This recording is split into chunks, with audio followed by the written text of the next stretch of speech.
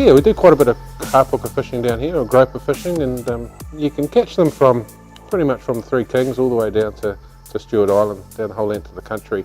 But in Wellington we've got a really good fishery, and it's quite often on a nice day like you'll see today. It was well worth going out.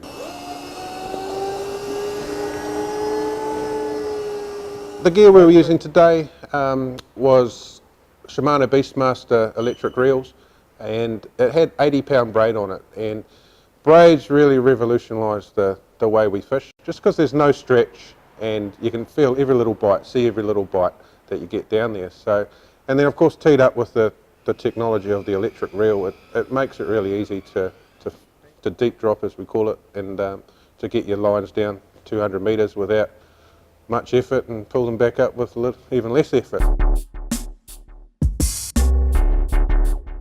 If I'm out trolling, I might be out trolling for albacore or heading to a spot, and you do mark rocks, and they might be 200 metres, 300 metres deep. The joy with an electric is you can go back to those marks and you can just prospect them. You can send down a bait really quickly with little effort, basically. So that's how I found a lot of my groper marks. I've just driven over them and thought, oh, that looks a little bit fishy. Gone back the next day, put an electric down, caught a puka, oh yep, cool. Caught another puka, well that's good. And then gone back and caught fish on them consistently since then. So that's where an electric really comes into its own, is the things you can do with it in the way of sussing out new grounds and new spots. So this is the rig we've got going on, guys. It's real simple, 2 dropper hooks on crane swivels, 300-pound, straight to our sinker. And nothing special, big slabs of carwai, bigger the better. The main bait I like to use for groper is carwai, as you saw today, but pillies and squid, you can't really go wrong. Everything seems to like pillies and squid. The hardest part, straight through the front of the face there. And that's good bait, because puka's obviously got big mouths, and we want a nice solid bait so the scarpies don't annoy us too much. Yeah, just choose a nice squid. Just pin that over the top as well. That's our baits. Oh, beautiful.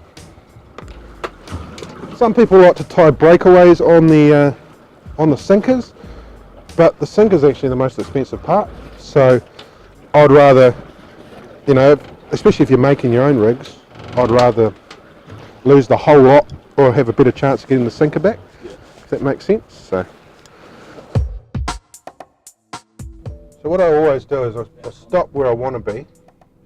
So leave a line like what we've got here of what way we've been drifting. So we just head back up that. So now we know if we want to be fishing where our 2 little marks are here, we've caught groper before, we want to make sure that we start up above it and drift over it. There's no point starting on top of it, because by the time your lines get to the bottom you'll be past it. So you want to actually come up tight of it, drop it up tight, and then drift back through. So what we're looking for on the sounder is basically, see these little blue blobs coming in here. They look quite fishy, but the main thing we're looking at, and I think it applies with any sort of fishing you do, not to look for fish as such, unless you're looking for a school of bait fish or whatever like that. You look at the structure. So here you can see we've got a nice hole, nice square drop off, and we've got a nice bank. And we know from our previous drifts on this side that we're going to drift up the screen, so we know we're going to drift up this bank. So we want to get our baits into this hole and then slowly drift up. The thing we're really focusing on for groper is these ones down on the bottom, and these little blue triangles are quite possibly puka. Quite often if you've got a 200 metre bank and it's sloping off down to 300 metres, they like to sit along that drop rather than on the level, so it's always a good place to start looking. If I'm going to head to a spot where I want to groper fish, I'll try and get there about an hour before the tide, or 2 hours before the tide, and I'll fish that tail end of the tide and through the slack water, and then just as the tide starts to turn again, and then quite often it'll start moving too quickly to get a bait down to the bottom.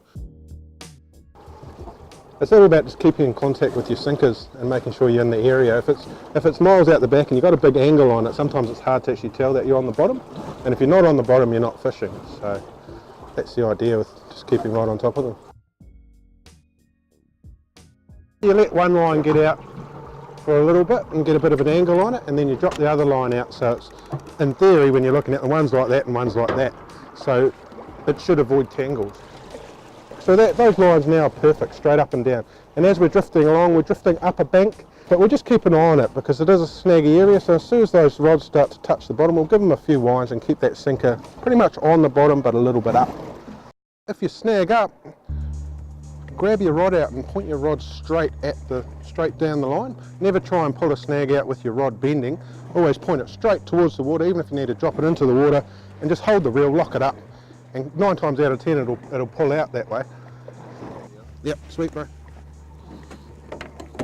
With these circle hooks, I use them for all my fishing now.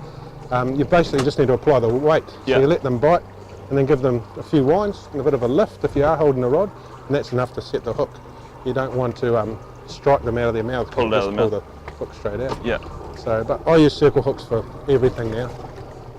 The main reason people do like catching grouper is A, that they taste really good, and B, there's a lot of fish. So if you go out and you get it right and you get one fish or 2 fish, there's a lot of fish there, and it can feed one big fish can feed a whole family for a week. So there's certainly a lot of fish there, and yeah, like I said, of course it tastes good, and yeah, people seem to love it. If you want to catch more fish, you really need to head out with a professional. The likes of a charter, particularly in Wellington, Matt from Black Pearl, really good at what they do. They're out there every day, they know exactly what they're doing, they put you on the spot. I learned a lot today. I go puka fishing quite a bit, and even Matt was still teaching me quite a few new tricks and tips, particularly around driving the boat that I hadn't really learnt before. But anyone can go and learn this stuff, but you have to go out with someone that knows exactly what they're doing. And these sorts of charters are available countrywide. Even if you're an experienced fisherman, you've got your own boat, you're out there all the time, you can certainly improve on what you know by going out with someone that knows what they're doing. So the majority of the commercial sector in New Zealand, particularly with the charter fishermen, likes of Coast Guard and whatnot, they're all running Yamaha. There's a reason for that. They are the most reliable motor. As Matt has said, they really need any work apart from a service.